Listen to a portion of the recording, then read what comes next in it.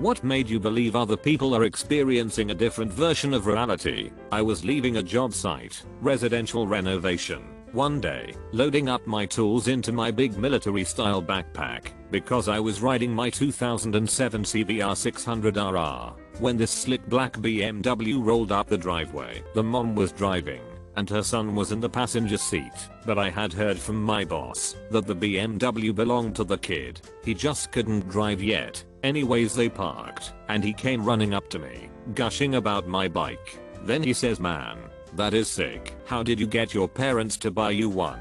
They'd never get me one." I told him I worked my butt off and bought it all on my own. I'll never forget how he looked me dead in the eyes and said, "Oh man, that really sucks. I hope I never have to do that." Really made me realize that some people are playing a completely different game than the rest of us. I'm a writer, and I was talking with my writer friends about our process. I said I need to have a mind movie running of the scene I want to write, and only then I can write fast. I thought everyone had that going, but no, they were literally like, "You have a what now?" A writer friend simply can't visualize anything, and has to Google for images that make her feel like her story, so she can write more intensely. Another has such a vivid visual mind that she sees everything in 4K resolution, and even all the details in the background are super clear to her. It's funny how we all perceive the world in different ways and somehow manage to convey that in words. So much this. I never understood people who made Pinterest boards or cast their characters with actors or used other visual aids. I genuinely thought it was a waste of time or some trendy writer aesthetic that just distracts writers from actually writing.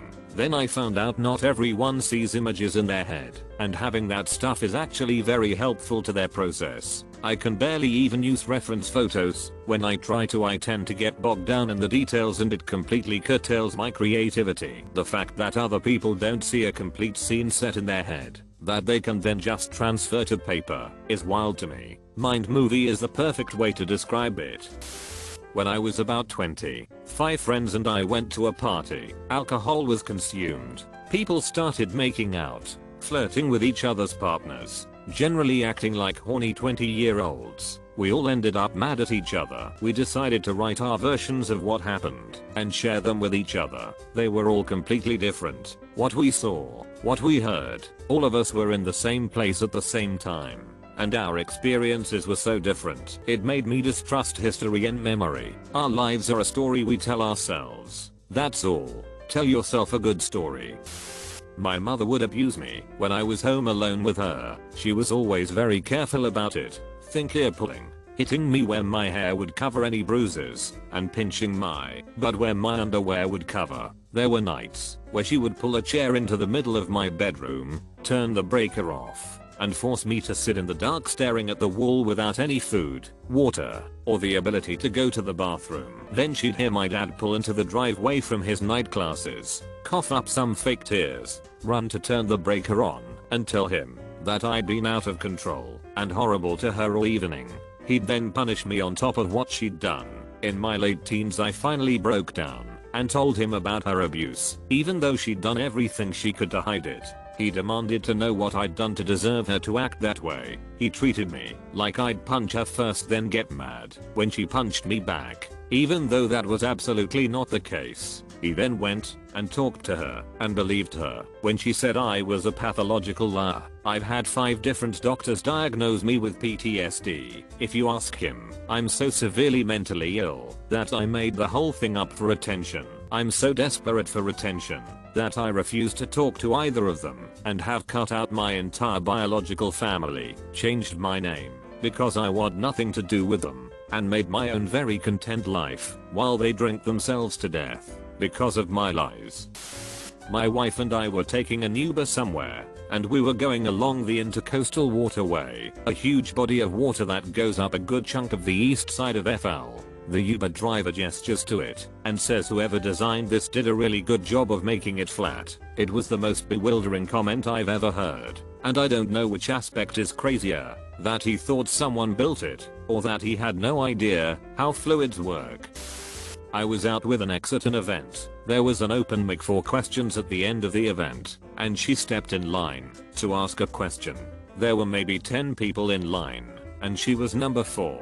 After about 3 questions, they said that was it. She was next up to speak, but didn't get a chance. From my perspective, it was obvious that the guest speaker, who was in his late 80s, was tired and didn't want to answer any more questions. From her perspective, it was a vast conspiracy by the patriarchy. She just kept grabbing more and more circumstantial evidence to build a grand conspiracy theory where the announcer and the speaker and the event organizers and even the people in front of her in line were in league to prevent her from speaking, to stifle her voice. It was just insane. Watching essentially a non-event spun into a huge, evil plan wherein she was the heroine and the forces of darkness were arrayed against her. It made me start to question every story she'd ever told me. How many of the events in her history, as she'd recounted to me, where she was a victim who was abused and traumatized, were actually totally normal events, where things simply didn't go her way. I just couldn't trust her after that. She had her own version of reality.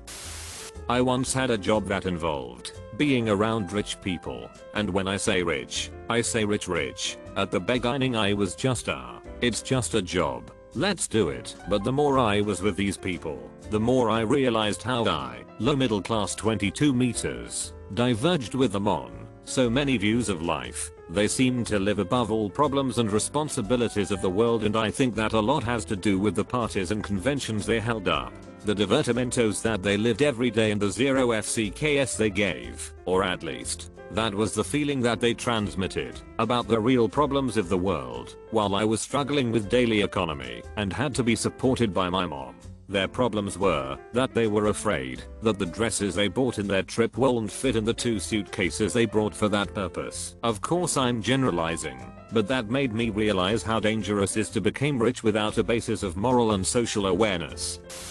Not a personal encounter, but I just stumbled across a conspiracy community on Twitter today. Anyone heard of targeted individuals?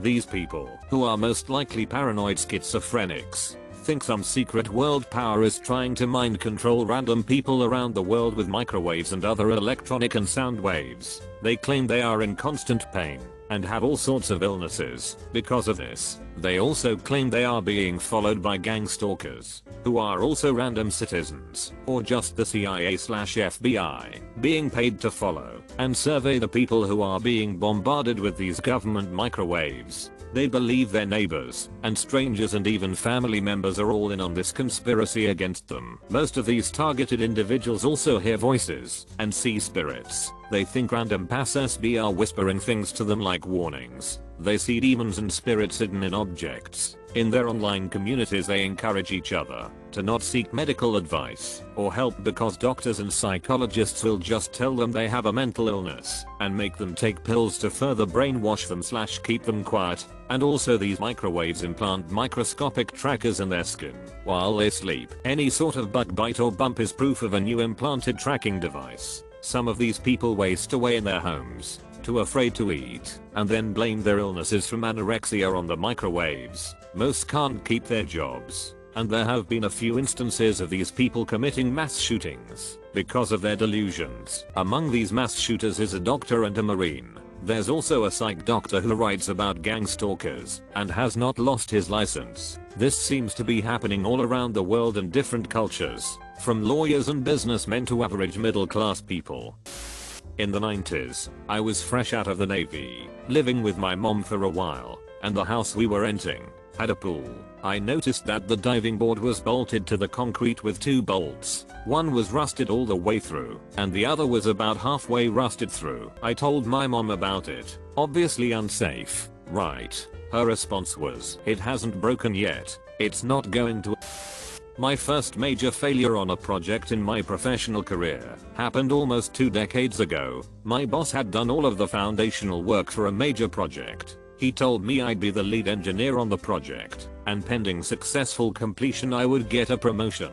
This was my test. Early on, I discovered that most of the foundational work didn't actually work. The project became a nightmare and my boss became overbearing, aggressive, and honestly scary. I had consultants telling me to do X, Y, Z or I might as well resign because the project had no hope of success. I put together proposals for X, Y, and Z, and my boss shot it down and reprimanded me for questioning him. I started putting in extra hours, doing research after hours, designing alternatives, testing everything. One day I tested something new, and it worked. I was in shock. I made several hundred prototypes, testing each one multiple times, and everything passed. I quickly shipped them out and notified our customer that prototypes were headed their way. I was notified a week later that every single one of them failed.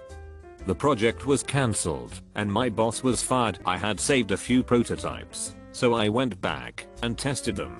Pass every time. I couldn't figure it out. My boss reached out a few weeks after he was let go and we met for lunch. I asked him what actually happened. He explained his side of the story, that his job was on the line and he didn't want to leave his livelihood in my hands. He had paralleled what I was doing on his own and panicked when he saw that I had sent out parts, thinking I was sabotaging him for some reason.